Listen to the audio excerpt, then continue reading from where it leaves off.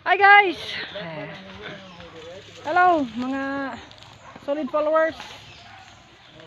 So nalato naman ta og padagat. Pabukid na pud ta. Mamutong ta. No. Mura ni masakpan sa bukid. Fresh buko from the farm. Unya kay usik man kayo ang ato ang panahon nga buko ray toyo ay mangahoy putag kadali no. Napoy nangahoy din napita oh. Oh, nangahoy na sila. Ano? Nangahoy. Hi guys. Oh, nangahoy. Oh. Daghang kahoy dire napita oh. Ano? Oh. Nangahoy mi. Na siya oh. Mao na siya ay makita dire sa bukid.